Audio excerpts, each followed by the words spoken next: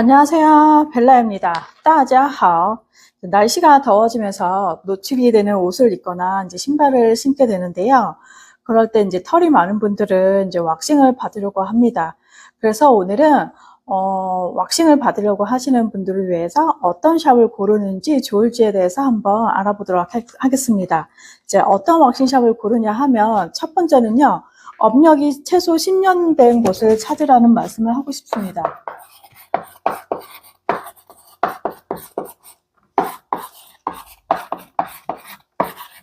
자, 업력이 10년 됐다고 하면 보통 한 분야에서 이제 전문가라고 말할 수 있는데요. 이 전문가라는 것은요, 그 1만 시간이라는 법칙이 있거든요. 같은 분야에서 하루에 8시간은 꼬박 10년 동안 하면 1만 시간이 완성되는데, 소위 뭐 어떤 분야, 왁싱뿐만 아니라 다른 분야도 마찬가지고요. 한 분야에서 10년 정도라고 하면 전문가라고 칭할 수 있는 시간이라고 기준이 되어 있거든요. 그래서 왁싱샵을 고르실 때 무조건 가격 할인된 그런 샵만 찾아다니지 마시고요. 아무래도 테크닉 면에서나 훨씬 뛰어나고 사후 관리나 그리고 왁싱 시간적으로도 훨씬 유리하기 때문에요. 좀 제대로 잘 하시는 곳을 찾으시면 좋겠고, 잘못하면 초보자들한테 받으시면요, 피부 벗겨지거나 왁싱 부작용이 또 상당히 많이 있을 수 있거든요. 멍이 들 수도 있기 때문에 그 업력이 한 10년 정도 된 곳을 찾으시면 좋겠고요. 두 번째는요, 자, 왁싱 재료에 따라서 샵이 이제 달라질 수가 있는데요. 예전에는 이제 하드 왁싱이 있고 소프트 왁싱이 있었는데, 최근에는 이제 슈가 왁싱이 생기면서 이제 두 가지 분야로 분류가 되었거든요. 근데 이제 뭐 슈가 왁싱 같은 경우는 팔다리에 하기에는 좀 면적이 너무 많고 단가가 비싸기 때문에 일반 소프트 왁싱을 그대로 많이 쓰시고요. 아니면 이제 일반적으로 하드 왁싱하고 소프트 왁싱을 이제 많이 쓰는 샵들이 이제 나눠져 있는데, 저 같은 경우는 그냥 하드 왁싱하고 소프트 왁싱을 주로 많이 하고 있거든요.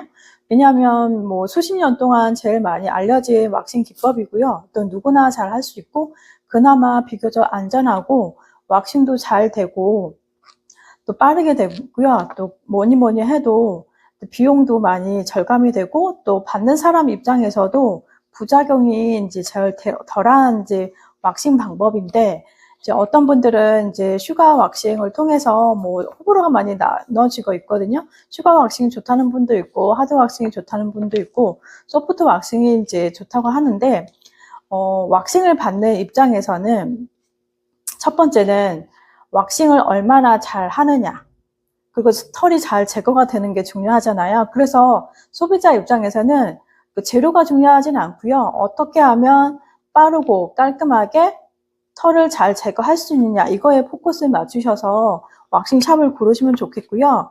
그 안에서 이제 뭐 슈가 왁싱을 선택하든지 뭐 하드 왁싱, 소프트 왁싱을 이제 선택하시면 좋겠습니다. 이제 세 번째는요, 위생관리입니다.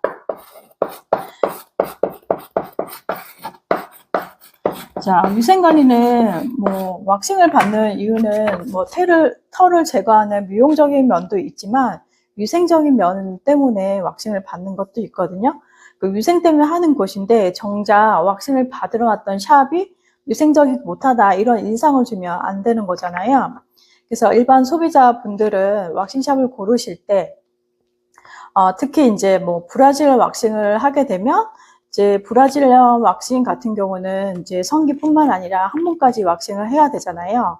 이제 항문은 우리 인체 중에서 제일 이제 세균이 많은 곳으로 알려져 있어서 위생 관리가 조금 철저하게 되어 있는 이제 왁싱숍을 고르셔야 되는데, 그 기준은 이런 이제 왁싱 캔 있잖아요. 이런 일회용을 쓰시는 샵을 권장을 드리고요. 왜냐하면 그 항문 같은 경우는 항문 안에도 털이 있기 때문에 그 잔여물하고 세균하고 뭐 찌꺼기 같은 노폐물들이 왁스에 다 침투가 되기 때문에 다른 사람이 썼던 왁스를 또 한다? 이거 조금 찝찝한 일이잖아요.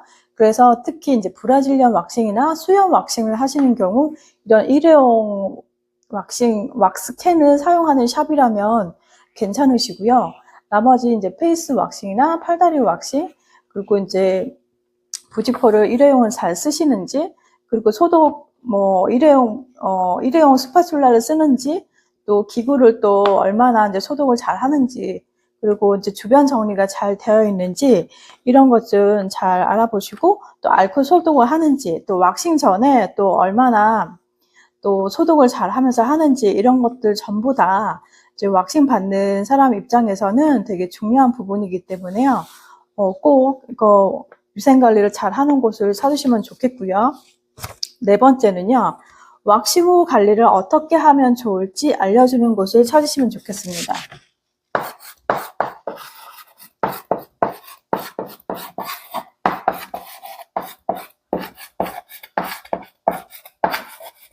자, 왁싱 후 관리라는 거는 이제 왁싱을 다 했어요. 털을 제모를 했는데, 제모를 하는 것도 중요하지만, 왁싱 후 이제 관리를 잘 해야지 피부에 문제가 안 생기거든요. 근데 이제 브라질리언 왁싱 같은 경우는 피부가 되게 이제 성기 쪽이라서 되게 예민하고 따갑고 뭐 그럴 수 있기 때문에 주의점을 좀 알려주셔야 돼요. 예를 들면 뜨거운 물에 샤워하는 것도 금지하시고, 또 성 접촉을 조금 48시간 정도 피하시는 게 좋고요. 또 얼굴 같은 경우는 눈썹 왁싱을 하거나 수염 왁싱도 마찬가지고, 어쨌든 왁싱이라는 그 행위 자체가 피부에 있는 털을 제거하는 그 작용을 통해서 뽑아내는 거라서 상당한 좀 통증이 있고요. 또 피부가 되게 얼얼하고 예민하단 말이에요. 그 예민한 거를 조금 가라앉혀 줘야 되면서 자극을 주지 않는 그 사후 관리 방법을 꼭 알려주셔야 나중에 피부 트러블이 안 생기고요. 오히려 왁싱 후에 피부염이 생길 수도 있고요. 또 오히려 더 예민해져가지고 왁싱 후에 이제 피부염, 모낭염이 생길 수도 있기 때문에 왁싱 후 관리를 잘 알려주는 곳에서 왁싱을 받으시면 좋겠습니다. 그리고요, 이제 요즘같이 이제 자외선 노출이 심할 경우는 얼굴 같은 경우는 좀 선크림을 발라서 이제 피부를 좀 보호하는 게 좋고요. 평소에도 왁싱을 하고 나면 이제 선크림을 잘 바르셔가지고 또 피부를 조금 더 보호하셔서 왁싱 후에 이제 만족도를 더 높이셨으면 좋겠고요. 이렇게 관리하는 방법을 알려주는 샵이면 소비자한테는 상당히 좋을 거라고 생각이 됩니다. 이제 다섯 번째는요, 왁싱 주기를 얼마 만에 받으면 좋을지 알려주는 곳을 찾아라.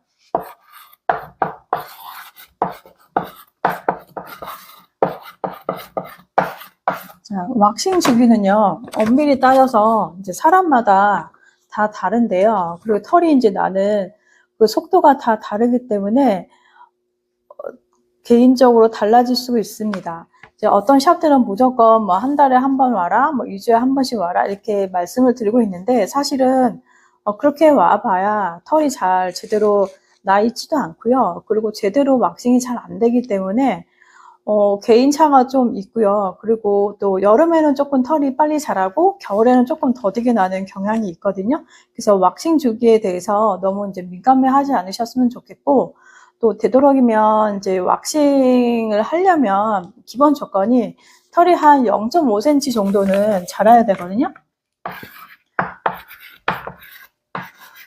0.5cm 정도 자라야지 털이 어느 정도 손으로 잡히고 잡혀야지 왁싱이 잘 되는데, 면도한 것처럼 이렇게 까끌까끌하게 나면 제대로 왁싱이 잘 안 되거든요. 제대로 뽑히지도 않고요. 그리고 시간도 많이 들고 또 아프기만 하고, 오히려 이제 왁싱이 잘 안 돼서 쪽집게로 뽑아야 되는 그런 상황이 생기기 때문에 고객님 입장에서는 조금 더 불편하시고 더 따갑고 아프기 때문에 추천하지 않으시고, 일단은 털이 어느 정도 0.5cm 정도 자란 후에 어느 정도 지저분했다 싶으시면 그때 하시는 것이 좋다고 알려드리는 곳을 찾으시면 좋겠습니다. 물론 이제 왁싱샵마다 이제 뭐 영업 방침이 다 다르기 때문에 조금씩 차이가 있겠지만, 그래도 소비자 입장에서는 이제 전반적인 5가지 정도 아시면 좋겠고요. 무작정 이제 가격 할인하는 데만 찾지 마시고요. 그런 데는 조금 문제가 있을 수 있거든요. 그리고 또 뭐 회원 많이 모아서 또 먹튀하는 것도 많이 있기 때문에 신중하게 생각하시고, 또 제대로 이제 왁싱 일반적인 거 하시더라도 피부에 좀 안전하게 해주는 곳을 찾으시면 좋겠습니다. 자, 이렇게 이제 왁싱샵 고르는 기준을 말씀드렸는데요. 오늘 강의가 좋으셨다면 구독과 좋아요, 알림 설정 부탁드리고요. 다음에 더 좋은 내용으로 찾아뵙도록 하겠습니다. 오늘 하루도 행복하세요. 今天盖了，再见，谢谢。